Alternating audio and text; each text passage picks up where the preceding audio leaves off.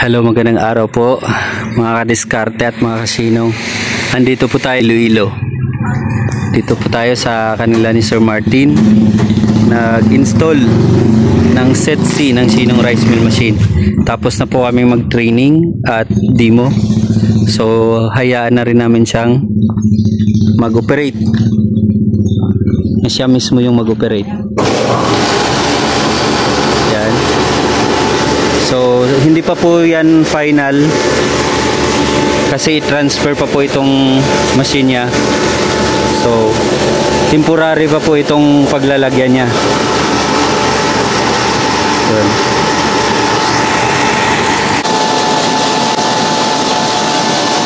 Kita niyo ito yung upa o rice hull. Oh. Maraming usage po ang rice hull. Pwede gawing charcoal, briquette charcoal. Pwede ring fertilizer. Yun.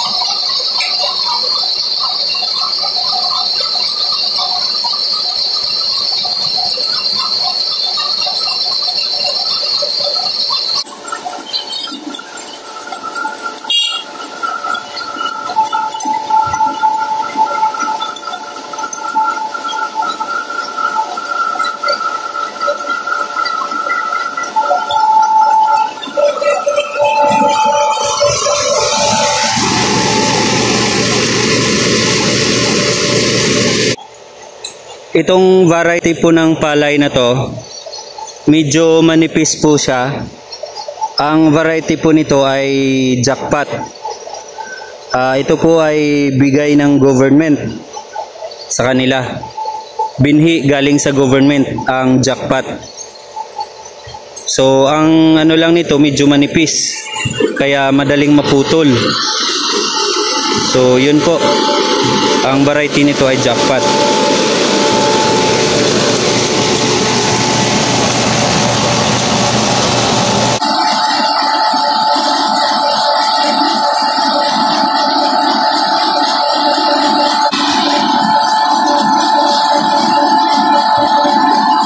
Hindi siya ganun kabilis yung dami ng palay na ml per hour.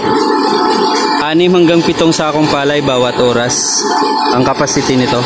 Hindi siya ganun kalakas, pero pwede na pang personal use at pang barangay, pwede na po siya.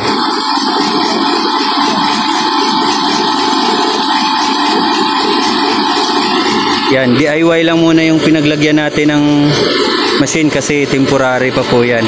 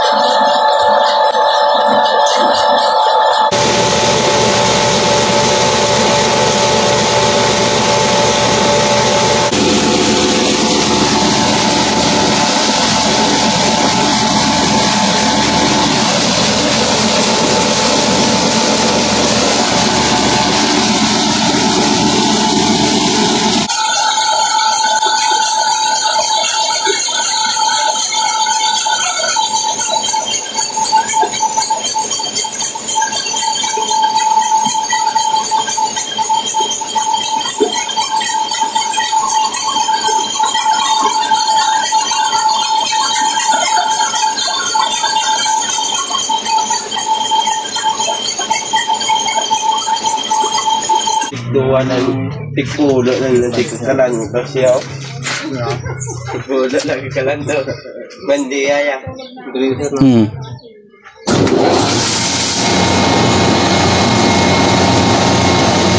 Oh, pwede na. On.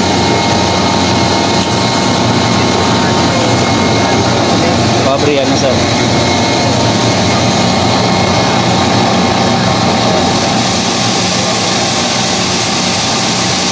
Sige pa. Han.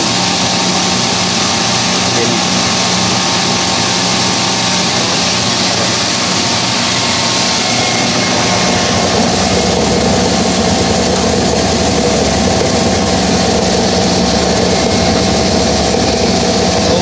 Kung damo sa upa, kung damo di upa, pagkamay-kamayan mo lang niyo. Okay lang na.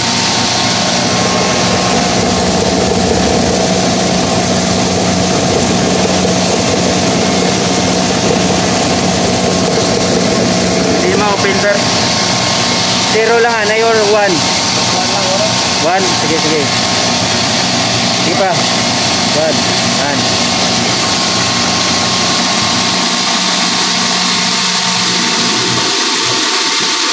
Okay na sir.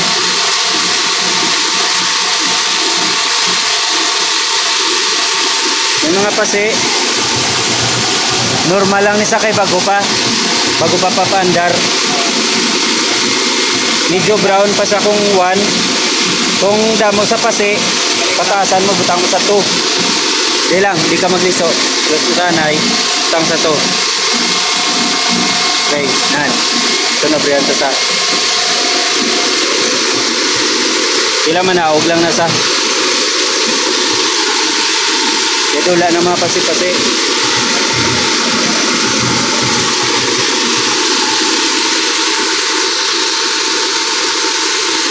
Broken nito no.